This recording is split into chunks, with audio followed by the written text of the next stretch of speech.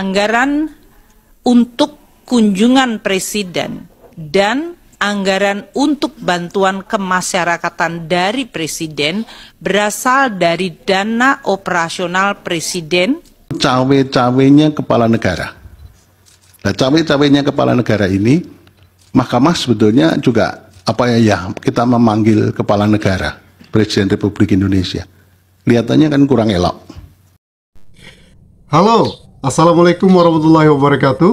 Apa kabar sahabat Henrys? Semoga sahabat Henrys dimanapun berada tetap sehat, tetap semangat. Seperti biasa sahabat Henrys, welcome back to my YouTube channel.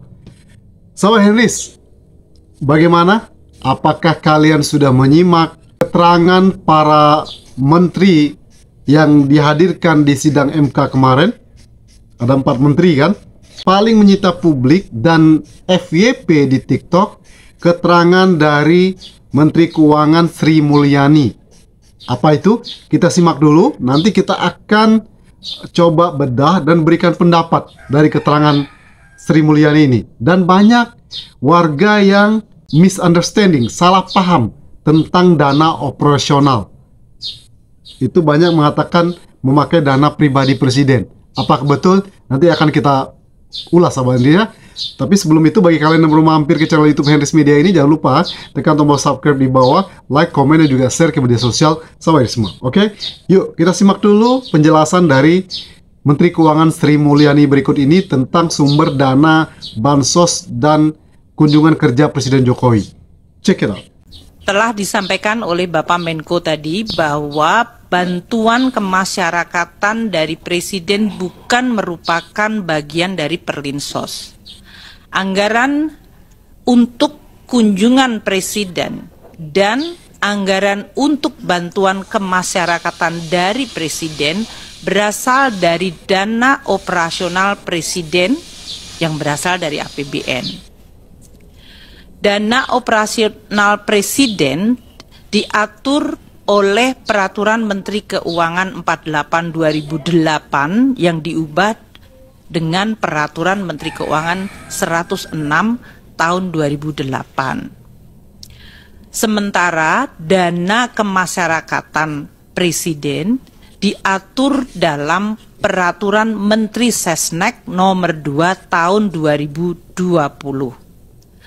Kegiatan yang bisa dicakup di dalam dana kemasyarakatan oleh Presiden dan Wakil Presiden dalam hal ini adalah kegiatan keagamaan, pendidikan, sosial, ekonomi, kebudayaan, kepemudaan, pemberdayaan perempuan, keolahragaan, dan kegiatan lain atas perintah Presiden atau Wakil Presiden. Dan bantuan ini bisa diberikan dalam bentuk barang maupun uang.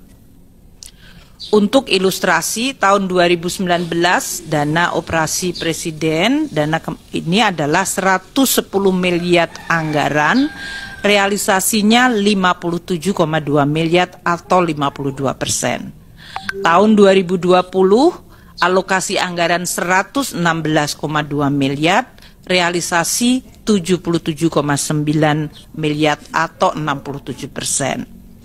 Tahun 2021 119,7 miliar, realisasinya 102,4 atau 86%. Tahun 2022 alokasi anggaran 160,9 miliar, realisasi 138,3 miliar atau 86%. Tahun 2023 alokasi anggaran 156,5 miliar, realisasinya 127,8 atau 82%. Dan tahun 2024 ini alokasi anggaran untuk dana operasi Presiden dan bantuan kemasyarakatan 138,3 miliar. Sampai dengan bulan ini, bulan Maret, April ya, adalah 18,7. Dari keterangan Menteri Keuangan Sri Mulyani, itu berbagai pandangan pendapat tentang hal ini itu beredar di media sosial. Ada yang menggelitik banget itu, ada yang mengatakan masyarakat mengatakan kalau itu dana pribadi presiden, dana operasional itu. Dan kalau lihat dana operasional itu bukan dana pribadi presiden, tapi dana PBN. Nah, ada pendapat dari netizen begini. Jadi ini halus banget mainnya. Taktiknya canggih, taktiknya Jokowi katanya. Karena pas saat kunjungan kerja bagi-bagi bansos. Saat anaknya Gibran ikut kontestasi pemilihan presiden dan wakil presiden, ya. Jadi dari awal kan tim Amin juga mempertanyakan ini cawe-cawenya Jokowi. Kalau saya perhatikan, ya, dari keterangan para menteri tersebut, jadi alangkah baiknya MK juga meminta keterangan langsung dari presiden. Tapi jawaban MK malah seperti ini. Saya kira. Baik, dari Prof. Arief. Baik, terima kasih Ketua. Mohon izin para hakim yang mulia, saya mendahului. Saya mencoba untuk meletakkan dulu pada kerangka garis besarnya kenapa kita memanggil untuk didengar keterangannya dua Menko dan dua Menteri. Jadi begini, ada dalil dari pemohon. Kedua pemohon itu yang menyebabkan Mahkamah memerlukan penjelasan dari Bapak Menko dan Ibu Menteri Keuangan. Begini juga, untuk pendidikan, karena sidang Mahkamah Konstitusi itu mendapat perhatian publik yang sangat luar biasa. Tidak saja di nasional, tapi juga internasional. Saya pada waktu terakhir ditugaskan Mahkamah Konstitusi ke Venice, itu ada pertemuan Biro MK sedunia. Saya hadir di sana.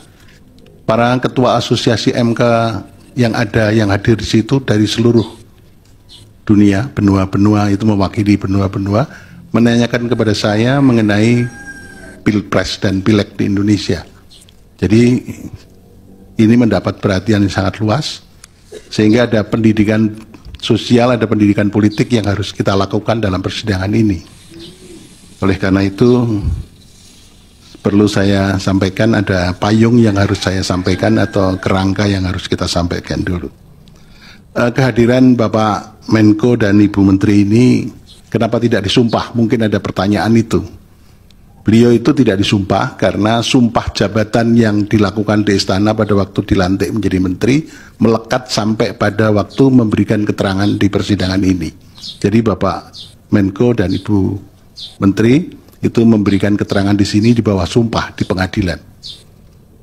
Kemudian yang kedua begini, saya kebetulan hakim konstitusi di antara kita bersembilan, itu yang terlibat mengadili Pilpres dan Pileg 3 kali.